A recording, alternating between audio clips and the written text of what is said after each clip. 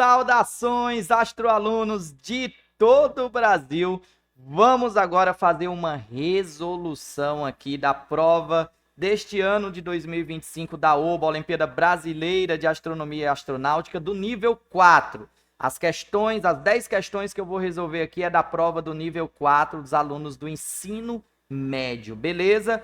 Lembre-se, como eu estou fazendo essa resolução antes de ser divulgado o gabarito oficial, então aqui é um gabarito extraoficial, gente. Vocês vão estar confiando em mim. Olha, não garanto, pode ser que eu cometa algum erro, tá? Eu tenho que ser franco com vocês e humilde para dizer que esse comentário que eu vou fazer, essa resolução que eu vou fazer é de acordo com o que eu estou entendendo das questões e tudo. Então não é o gabarito oficial da prova, o gabarito oficial ainda vai sair. Mas vamos lá. A nossa primeira questão, que pode ser na sua prova, pode ser que não seja a primeira questão da sua, né? Pode ser que a ordem das questões mudem, mas depois você procura aí, se não for a primeira questão, essa questão vai estar na sua prova, tá bom? Essa questão aí, ela fala a respeito das luas. Ela dá um dado aqui bem interessante sobre a quantidade de luas, né, que foi divulgado pela União Astronômica Internacional até abril de 2025. Aqui ele diz que até abril de 2025 o número médio de satélites naturais, ou seja, luas do sistema solar, é de 36 luas por planeta. 36 luas por planeta. Então, quantas luas no total existem, né, no nosso sistema solar até abril de 2025. Ora, se são 36 luas por planeta, quantos planetas nós temos? Nós temos 8 planetas, concorda? 8 planetas vezes 36, já que são 36 luas por planeta, nós vamos ter quanto? Nós vamos ter aí 200, deixa eu ver aqui, deixa eu fazer aqui, não vou fazer de cabeça não, tá? Vou colocar aqui 36 vezes 8, 288 luas. Então, esse é o número total de luas divulgado pela União Astronômica Internacional até abril de 2025. Aí ele diz, ó, considere que nos próximos 5 anos sejam descobertas mais 40 luas em torno dos planetas do sistema solar. Sendo assim, a nova média será, gente, se for descoberto mais 40 luas, quantas luas vão ter? Então vão ter 288 mais 40, vai dar 328. E aí você tira a média, né? 328 luas no total, dividido para 8 planetas que existem no nosso sistema solar. Então, 228 dividido por 8 vai dar exatamente 41 luas. Então, se forem descobertas mais 40 luas no nosso sistema solar, a nova média será de 40... Oxe, eu botei Luan, ó. Desculpa, gente. Eu botei aqui Luan, é luas, tá certo? Então a nova média será de 41 luas por planeta. Beleza, gente? Então é exatamente isso aí, uma questão de raciocínio, né? Não tem uma fórmula específica para você resolver essa questão. Era você raciocinar, olha, se a média é 36 luas por planeta e tem 8 planetas, 8 vezes 36 dá 288 luas no total. Se forem descobertos mais 40, você somando dá 328 luas no total. Qual é a média? Pega as 328 luas, pega as 328 e divide por 8, que é a quantidade de planetas. Então, em média, vai ter 41 luas por planeta. Beleza? Essa seria aí a resposta alternativa B. Tranquilo? Vamos então para a próxima questão. Vamos lá. Questão de número 2 dessa prova de 2025, nível 4. Essa questão aqui da OBA, gente, é uma questão que fala sobre as características da Terra. Ele traz aqui o globo terrestre e o globo terrestre aqui, ó. E ele vai explicar sobre várias características. Ele mostra o eixo de rotação da Terra tá certo? Que está inclinado de 23,5 graus em relação à reta perpendicular ao plano da órbita, essa reta aqui, ó. Então, o eixo de rotação da Terra está inclinado 23,5 graus em relação a essa reta que é a perpendicular ao plano da órbita. Ele mostra aqui o equador da Terra, mostra o trópico de Câncer aqui no hemisfério norte, trópico de Capricórnio no hemisfério sul, o círculo polar ártico aqui no norte e o círculo polar antártico aqui no hemisfério sul. Enfim, o que é que ele pergunta nessa questão? Qual é a pergunta dele?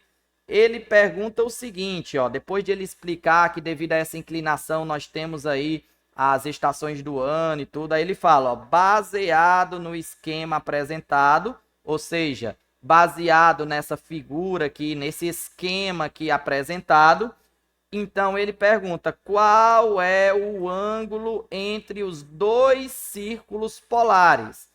Gente, os dois círculos polares aqui, ó, nós temos esse, o que que ele quer? Ele quer esse ângulo, gente, ó, vou tentar desenhar, vou tentar sublinhar aqui para vocês, ó, esse ângulo aqui, ó, do círculo polar antártico, esse ângulo daí até aqui, ó, o círculo polar ártico, certo? Então, que ângulo é esse? Aqui, ó, se a gente fizer uma retazinha bem aqui, ó, que ângulo é esse daqui? Que ângulo é esse daqui? Ixi, acabou apagando, não sei porquê, né? Deixa eu pintar de novo. Eu vou pintar aqui com o marcador de texto. Pronto. Que ângulo é esse daí, professor? Gente, pensa aqui um pouquinho, ó. Vamos pensar aqui. Essa reta, que é a perpendicular ao plano da órbita, se você contar daqui até aqui, é 180 graus. É a metade do círculo completo, né? O círculo completo, o ângulo é 360 e a metade é 180. Então, ó, se a gente contar aqui o ângulo daqui para cá é 180 graus. O que é que a gente precisa? Só desse pedaço aqui do círculo polar ártico até o outro círculo polar ártico. Então, desses 180, você tem que tirar, desses 180, você tem que tirar esse pedacinho aqui, ó. Esse pedacinho aí. Então, nós temos que esse primeiro pedaço é 23,5 da reta, que é a perpendicular ao plano da órbita, até o eixo da Terra é 23,5. E pela geometria, eu imagino que aqui também seja 23,5 graus. Então, o que é que você tem que fazer? Pegar 180 graus menos 23,5 graus menos 23,5 graus. Você vai ter esse ângulo de vermelho aqui, ó, de uma ponta do círculo polar até a outra ponta do círculo polar. Você vai ter esse ângulozinho aqui, 180 menos 23,5 menos 23,5. Isso daí vai dar 133 graus, alternativa D, 133 graus. Então, eu imagino pela geometria do esquema que foi apresentado, que seja esse ângulo de 133 graus. Beleza, gente? Vamos então para a próxima, vamos para a questão 3, vamos lá. Muito bem, questão de número 3 dessa prova do nível 4, alunos do ensino médio da OBA, Olimpíada Brasileira de Astronomia e Astronáutica, uma questão sobre a terceira lei de Kepler. Isso mesmo, essa questão aqui, gente, ó, subir aqui um pouquinho, é sobre a terceira lei de Kepler, também conhecida como lei dos períodos, que relaciona o período aqui de revolução de um astro em torno de uma estrela, por exemplo, o período, né, o tempo que os planetas levam para completar uma volta ao redor do Sol, e ele relaciona com a distância desses astros à estrela, ou a distância dos planetas ao Sol. Então, tem essa formulazinha aqui, que é a da terceira lei de Kepler. Ele explica que, como a massa dos planetas são muito menores do que a massa do Sol, ela pode ser desprezada.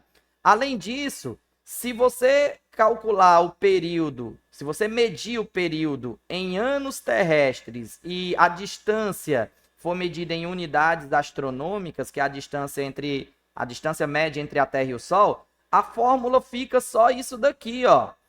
Fica só o quadrado do período igual ao cubo da distância média dos planetas ao Sol. Então, se você fizer todas essas considerações, a terceira lei de Kepler fica apenas isso daqui, relacionando o período e a distância. Olha que interessante. Ele diz aqui, suponha que o recém-descoberto planeta Oba esteja a uma distância de 100 vezes maior do que a distância da Terra. Observa, 100 vezes maior que a distância da Terra ao Sol, como mostra na figura a seguir fora de escala. Aí ele disse, sendo assim, assinale a opção que traz o período, então ele quer o período de revolução do planeta Oba em torno do Sol. Gente, é só substituir a distância R por 100. O planeta não está 100 vezes mais distante do Sol do que a Terra? Então você vai fazer o seguinte, olha. Você vai fazer assim, deixa eu ver se eu não estou na frente. Estou não. Você vai calcular o período. Pega o quadrado do período e passa tirando a raiz. Vai ficar a raiz quadrada do cubo da distância média dos planetas ao Sol, do planeta Oba ao Sol. Então, R elevado ao cubo, tudo aqui dentro da raiz. Desculpa, gente, essa semana foi tão corrida que eu estou faltando a voz. Então, por isso que eu estou tossindo um pouquinho. Isso daqui, gente, ó, na matemática, raiz quadrada de R elevado ao cubo é raiz quadrada de R ao quadrado vezes R, concorda? Por que o senhor está fazendo assim, professor? Para poder tirar, gente, esse R ao quadrado de dentro da raiz. A gente não ter que ficar calculando 100 vezes 100 vezes 100. Então, tira esse R que está ao quadrado de dentro da raiz, já que a gente pode cancelar esse quadrado com essa raiz, ele sai de dentro da raiz. Fica como? Vai ficar R raiz quadrada de R. Substitui o R por 100. Vai ficar 100 raiz quadrada de 100. Beleza? Raiz quadrada de 100 é 10. Então, vai ficar 100 vezes 10. 100 vezes 10 dá quanto? 1000. Então, o período desse planeta Oba é 1000 vezes maior do que o período da Terra. Alternativa C.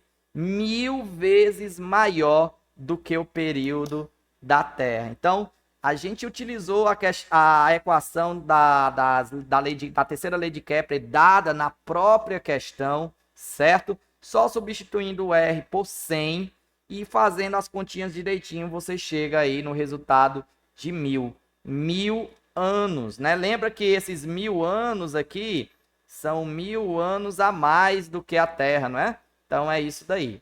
Espero que tenha ajudado. Se você está gostando, se a revisão que eu fiz lá no canal ajudou você, gente, deixa teu like, comenta aí e vamos para a próxima questão, questão de número 4. Vamos lá. Muito bem, gente, questão 4. Eu achei essa questão aqui talvez uma das mais complicadazinhas por causa das contas, mas eu vou tentar facilitar o máximo que eu puder.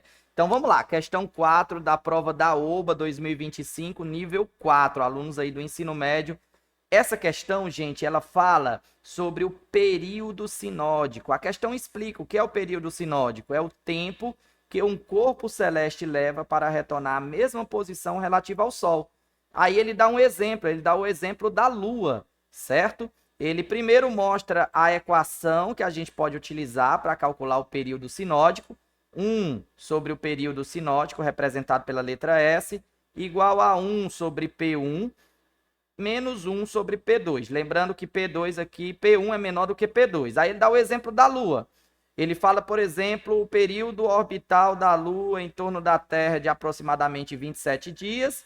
Portanto, para termos 2 luas cheias consecutivas, devemos esperar aproximadamente quanto tempo? Aí 1 sobre 27 dias, que é o período da Lua, menos 1 sobre 365 dias, que é o período da Terra. Então, é a posição da Terra ali em relação à Lua, da Lua em relação à Terra, né? Então, período sinódico, 29 dias. A cada 29 dias, nós temos uma lua cheia.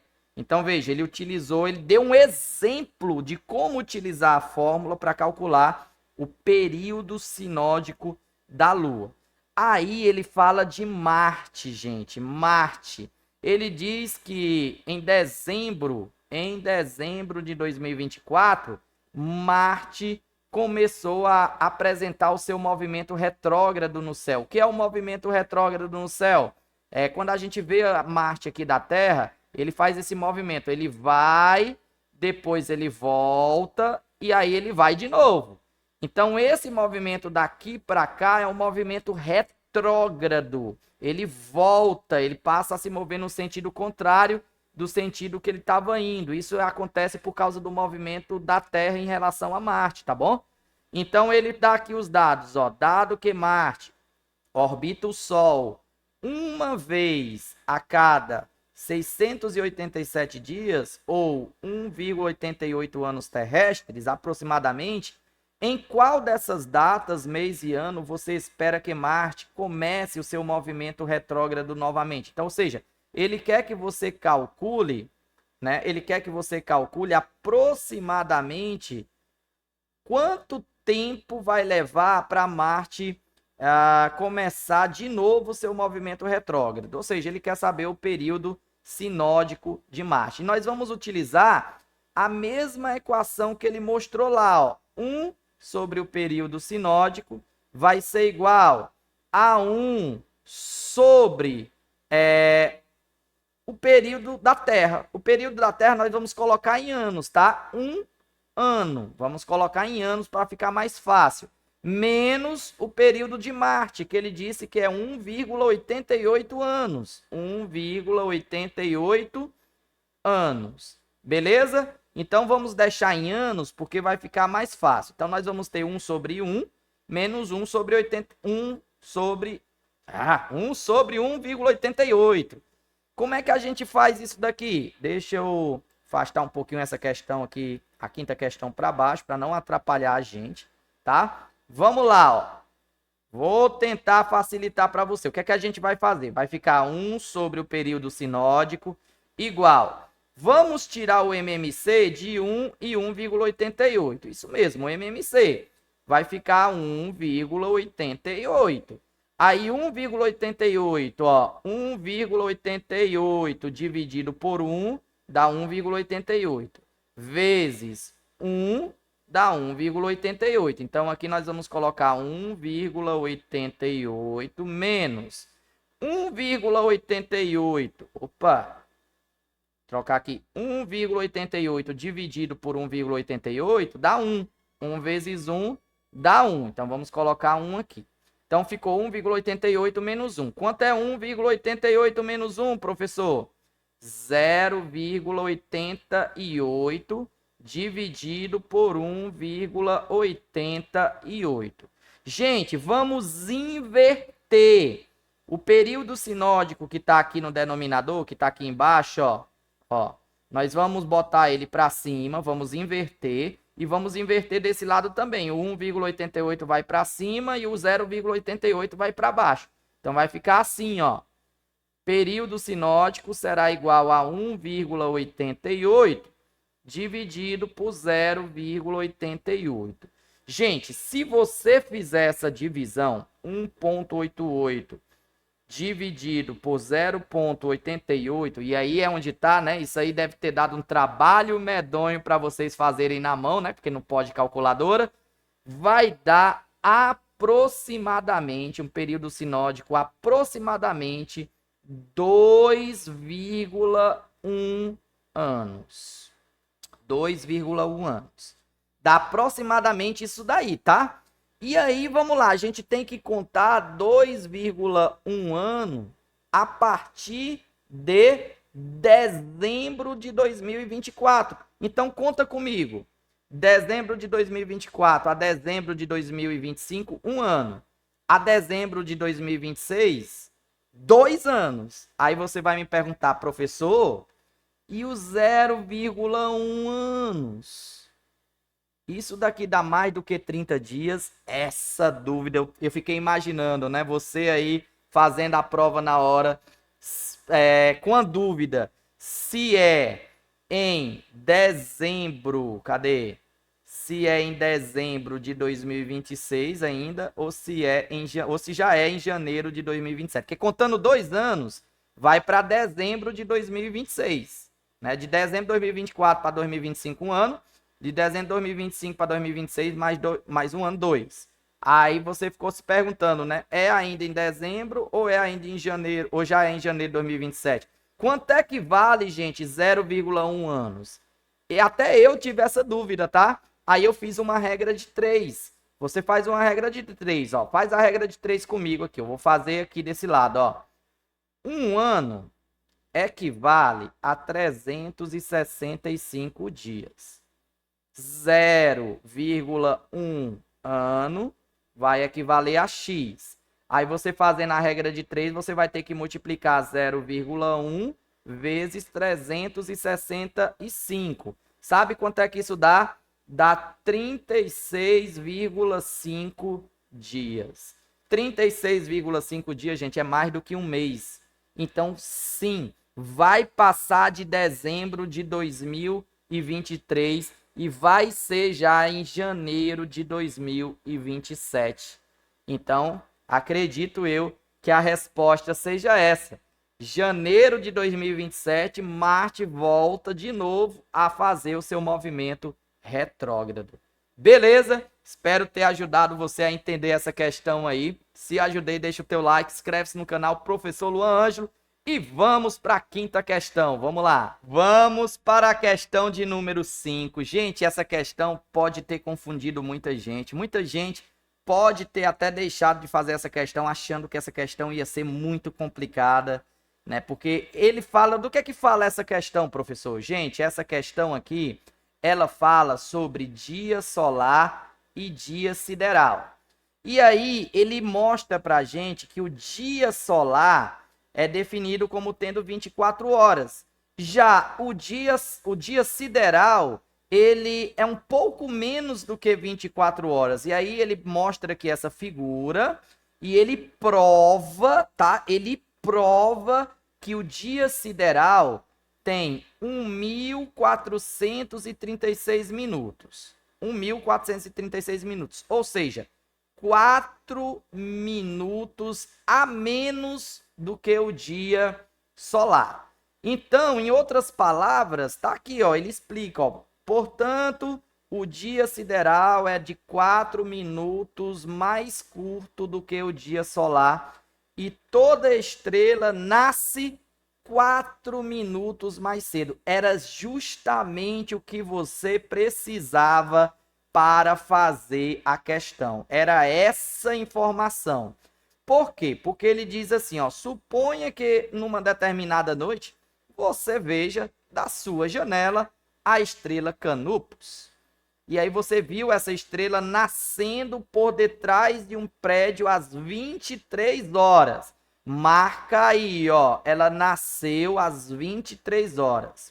Assinale a opção que traz a hora de nascimento de Canopus depois de 45 dias. Gente, se as estrelas nascem todo dia 4 minutos antes, tá? Depois de 45 dias, quantos minutos ela vai nascer antes? É só você fazer 4 vezes 45, ou 45 vezes 4, né? 45 dias vezes 4, porque todo dia essa estrela vai nascer 4 minutos antes. Aí no dia seguinte ela vai nascer 4 minutos antes. No dia seguinte ela vai nascer 4 minutos antes. Então quantos minutos ela, depois de 45 dias, quantos minutos ela vai atrasar a nascer, por assim dizer? Faça aí, ó. Dá quanto, professor? Deixa eu fazer 45 vezes 4, ou 4 vezes 45. Dá 180 minutos. Então, ela, depois de 45 dias, ela vai nascer, ela vai se atrasar aí 180 minutos.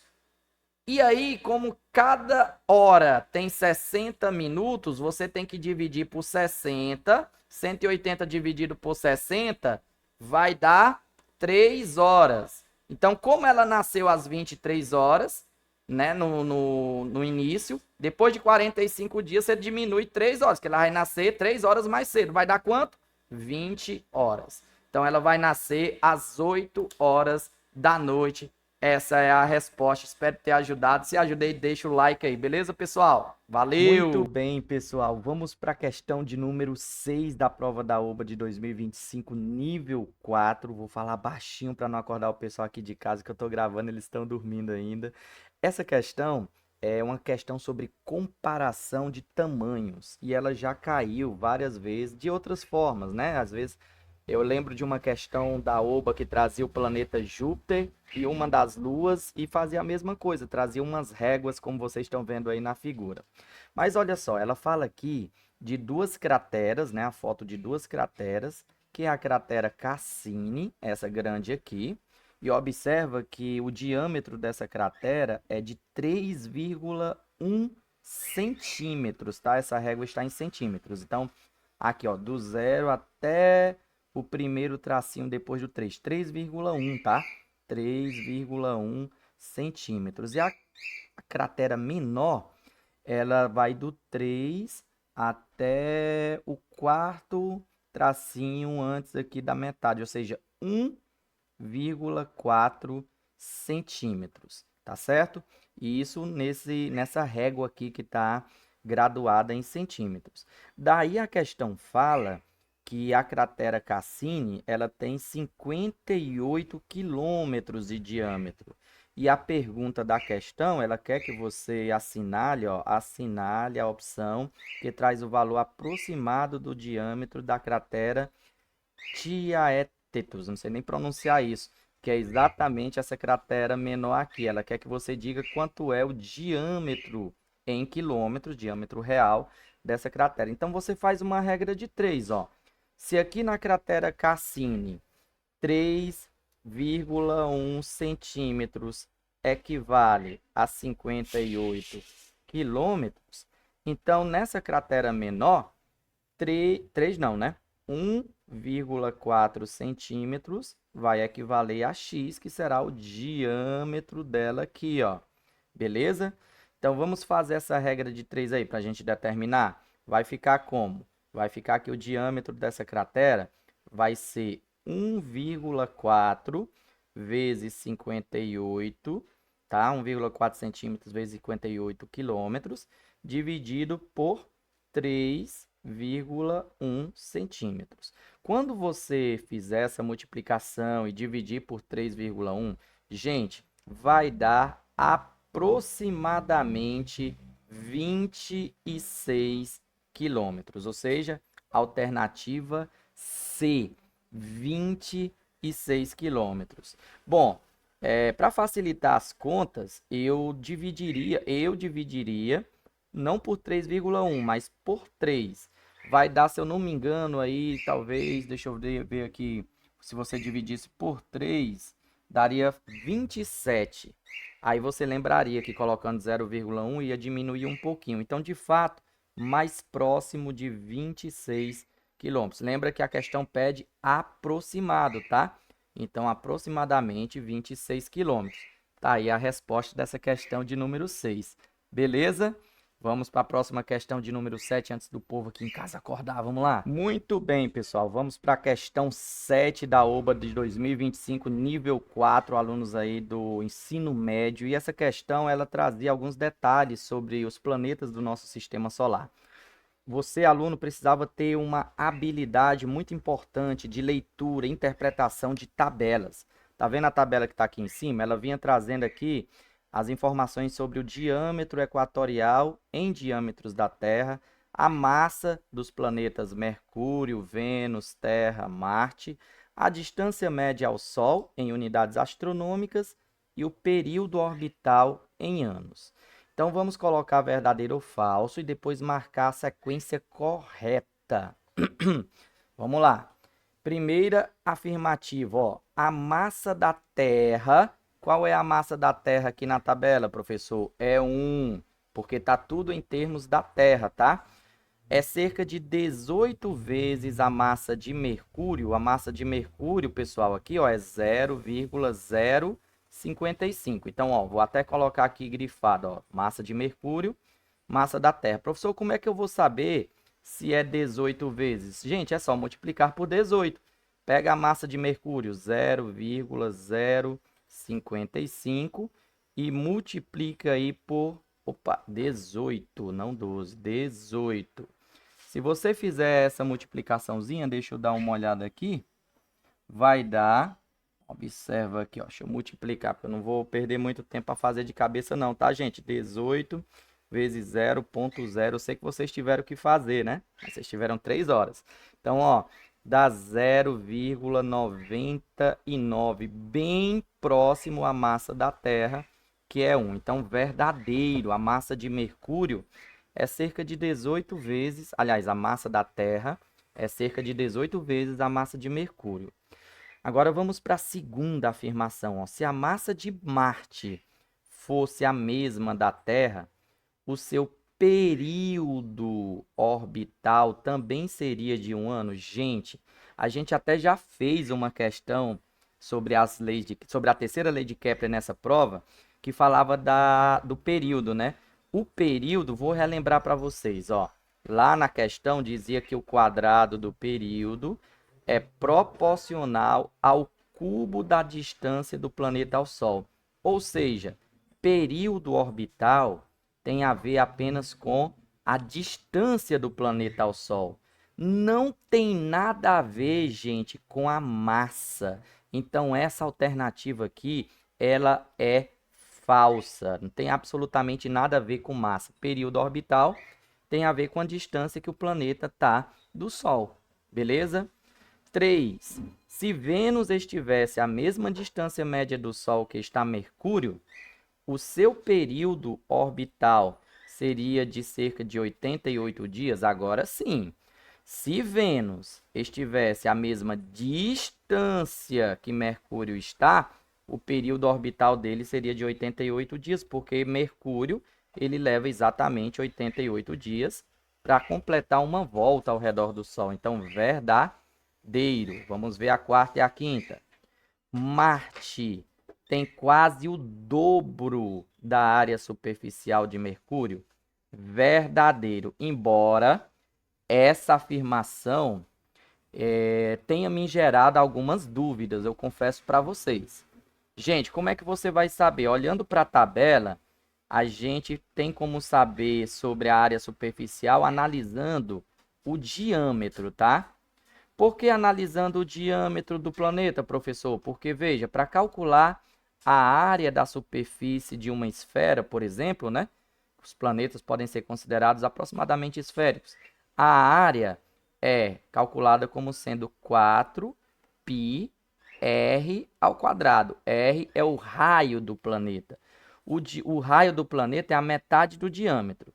Então, por exemplo, observando aqui Mercúrio e Marte. Gente, eu fiquei em dúvidas, eu não vou mentir para vocês. Inicialmente eu acreditei que não era verdadeiro, porque para Marte ter um raio, né, ter uma área superficial quase o dobro da de Mercúrio, esse diâmetro precisaria ser pelo menos aí uns 0,600 e alguma coisa. Porque se você fizer o cálculo, né, pegar a metade desse diâmetro, que é o raio de Mercúrio, a metade desse diâmetro, que é o raio de Marte, calcular, você vai encontrar o seguinte, ó, você vai encontrar que a área, né, a razão entre as áreas aí é 1,94, ou seja, é quase 1,94, mas não chega a ser o dobro. Mas justifica, né? Então, enfim, é verdadeiro, gente. É verdadeiro, embora tenha me gerado um pouco de dúvidas, mas eu acredito que seja verdadeiro. E a quinta opção é falsa. Por que que a quinta opção é falsa? Porque ele fala o seguinte, ó, Mercúrio tem quase 40% do diâmetro da Terra. Mercúrio tem quase 40% do diâmetro da Terra. Portanto, se ele estivesse à mesma distância do Sol que está a Terra, o seu período seria de cerca de 40% mais curto do que o da Terra. Gente, mais uma vez, o período não tem a ver com o diâmetro, tá?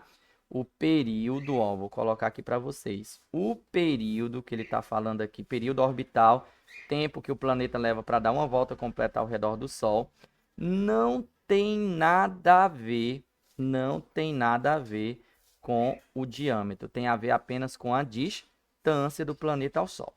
Então, qual é a sequência correta? Verdadeiro, falso, verdadeiro, verdadeiro, falso, alternativa A, beleza?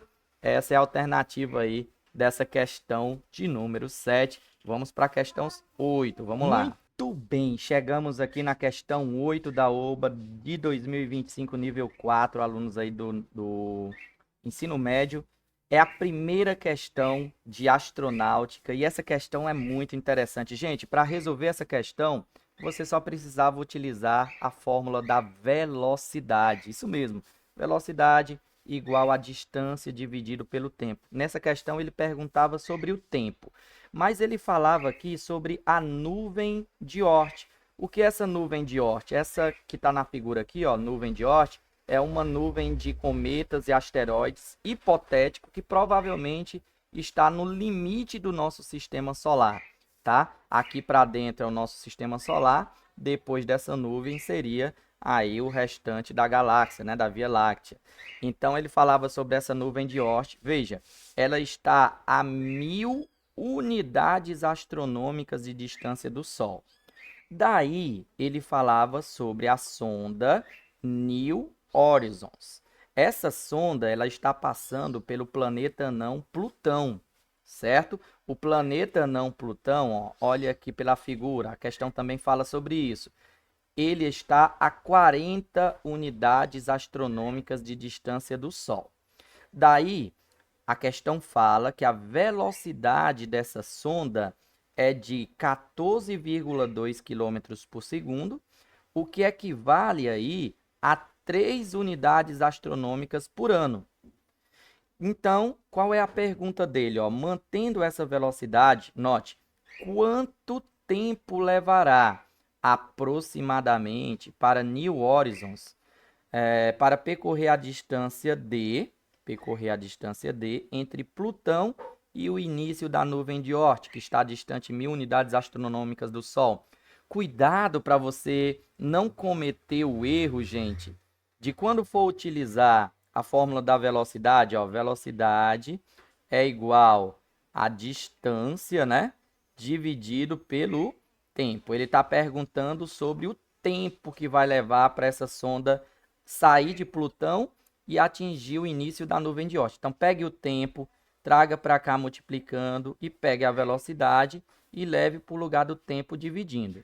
Vai ficar como, professor? Vai ficar aqui o tempo vai ser igual a distância dividido pela velocidade. Cuidado para não cometer o erro de utilizar a distância de 1000 unidades astronômicas, porque não é essa distância aqui é a distância do início da nuvem de Oort, ó. Vou até sublinhar aqui para vocês, do início da nuvem de Oort até o Sol. E não é isso que ele está perguntando, é para percorrer essa distância de Plutão, onde ela estava passando, que está a 40 unidades astronômicas do Sol, até o início da nuvem de Oort. Então, essa distância aqui é 1000 menos 40, ou seja, 960 unidades astronômicas. Essa é a distância que você tem que utilizar. Então, vai ficar 960 unidades astronômicas dividido pela velocidade, que é 3 unidades astronômicas por anos. Beleza? Quando você fizer a divisão, isso daí vai dar um tempo de 320. Você cancela as unidades astronômicas, né? E fica anos. Então, vai levar 320 anos para essa sonda atingir ou chegar ali no início da nuvem de Oort. Então, resposta aí dessa questão, 320 anos, uma questão sobre velocidade, que eu mencionei lá na revisão que a gente fez. Então, muito importante. Se você gostou, deixa aí o teu like, inscreve-se no canal e segue aí agora para a resolução da questão 9. Vamos lá. Questão de número 9 dessa prova de 2025 da OBA, Olimpíada Brasileira de Astronomia e Astronáutica, nível 4, alunos do ensino médio, tá?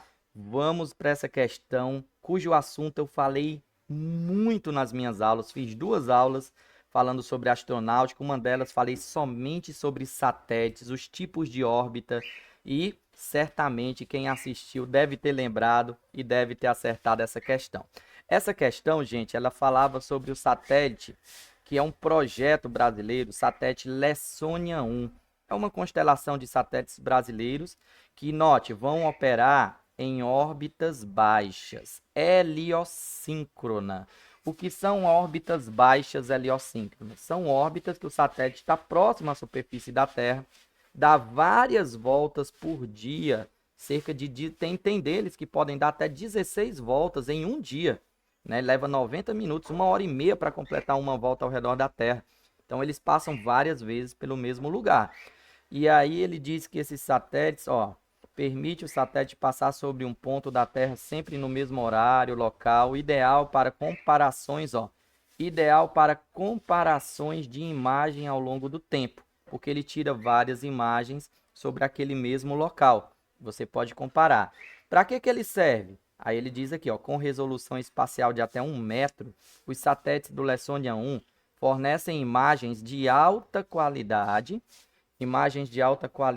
para monitorar desmatamentos. Deixa eu sublinhar aqui para vocês para que ele serve, monitorar desmatamento, queimadas, cheias de rios, ocupação urbana, agricultura e desastres naturais. Assinale a alternativa correta. Gente, é uma questão de interpretação. A resposta está aí, onde eu grifei de verde, de amarelo. E aí, você lendo, você vai observar que de cara já vai ser o item A. Satélites em órbitas heliosíncronas, como os do projeto Lessônia 1, são ideais para obter imagens consistentes da Terra. Verdadeiro, foi dito aqui, imagens ao longo do tempo são bons. Com boa resolução, porque ele fala que ele consegue tirar imagens, imagens de alta qualidade, tá? E frequência de revisitas. Frequência de revisitas são várias imagens que você pode comparar, porque ele vai passar várias vezes pelo mesmo lugar. Então, item A verdadeiro. Ah, professor, por que não é os outros? No item B, fala que esses satélites transmitem sinal, olha só, transmitem sinal de TV. Não tem nada a ver, não falou sobre isso não. No C diz que eles são sensoriamento remoto, né? Baixa órbita só funciona bem durante a noite, nada a ver. O item D diz que a principal função dos satélites é meteorológicos, não tem nada a ver, não falou sobre meteorologia, falou sobre várias coisas de verde que a gente colocou aqui. E no E diz que os satélites nesse tipo de órbita são úteis para missões de observação astronômica, fora da Via Láctea. É um absurdo, né? Tem nada a ver. Então, gente, a alternativa correta, alternativa A. Beleza? Realmente uma questão de astronáutica bem mais fácil do que muitas outras questões dos anos anteriores. Beleza? Espero que vocês tenham acertado. Vamos para a nossa última questão. Vamos lá. Última questão, questão de número 10, fala sobre a minha paixão, foguetes. Bem interessante essa questão e também bem fácil, gente, muito fácil. Ela falava aqui sobre o princípio de funcionamento de foguetes, né? Para um foguete subir ou sair da Terra, ele precisa queimar propelente, ou seja, queimar bastante combustível. Daí ele fala aqui no segundo parágrafo que suponha que durante a decolagem o foguete queime propelente a uma taxa, note, de 3 quilos por segundo. Então a taxa de queima dele é 3 quilos de combustível a cada 1 segundo, tá?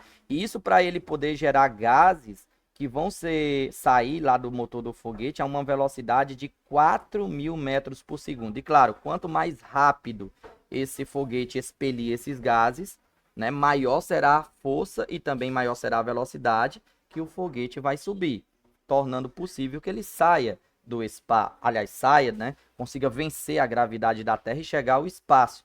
Daí ele diz assim, sabendo que a massa inicial do foguete é de 1.000 quilos, Note a pergunta. Assinale a opção que traz a aceleração inicial do foguete, desprezando a resistência do ar e os efeitos da gravidade. O bom, gente, é que ele deu também aqui para vocês a fórmula. Note, primeiro ele fala da força. Como é que você calcula a força? Vai ser esse ΔM sobre esse ΔT. O que é isso daqui, professor? É a taxa de queima de combustível, que é aqueles 3 quilos por segundo. Esse daqui, ó. Esse ΔM sobre essa ΔT é a taxa de queima de combustível. 3 quilos, tá vendo, ó? ΔM, quilos por segundo, que é o ΔT, tá bom? E a velocidade é 4.000. Então, primeiro você vai usar essa formulazinha para calcular a força e depois você vai colocar nessa segunda fórmula para calcular a aceleração. Você vai pegar lá o resultado da força e dividir pela massa inicial do foguete, que é 1.000. Beleza? Vamos fazer isso. Vamos lá. Vamos aqui, ó. Vamos ter o seguinte. Primeiro, utilizando essa fórmula da força. A força será 3 quilogramas por segundo vezes 3.000 metros por segundo. 3.000 não, né? Eu errei, ó. Aqui não é 3.000, é 4.000, tá bom? Então, 3 vezes 4.000. 3 vezes 4.000 vai dar quanto, professor? Vai dar 12.000, gente. Então, aqui vai dar 12.000 newtons, que é a unidade para medir a força. Então, a força deu 12.000. Agora, vamos utilizar a nossa equação da aceleração.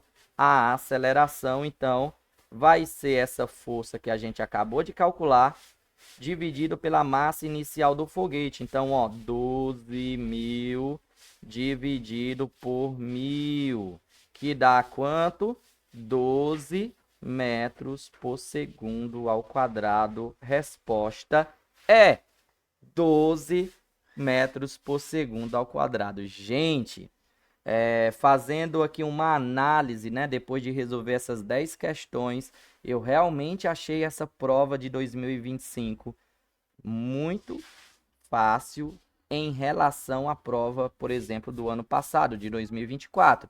Se você pegar a prova do ano passado, as 3 questões de astronáutica precisava de um cálculo bem mais elaborado para conseguir acertar a questão. Então, eu acredito que, dada a facilidade deste ano, a nota de corte vai subir um pouquinho. Mas calma, não se assuste não. Por quê?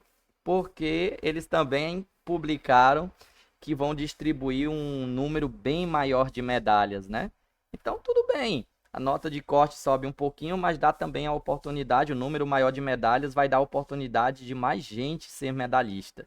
Então, parabéns, né, a todos vocês que fizeram a prova. Espero mesmo, estou na torcida por cada um de vocês, espero que tenham conseguido fazer uma boa prova. Espero que tenham lembrado de mim aí, caso tenham assistido às revisões, às aulas anteriores. Deixa teu like, compartilha aí com a galera para ajudar aqui o projeto do canal Professor Luan Ângelo. Meu Instagram, prof.luanangelo, prof.luanangelo. Vou deixar aqui na descrição também do vídeo, beleza? E é isso daí, gente.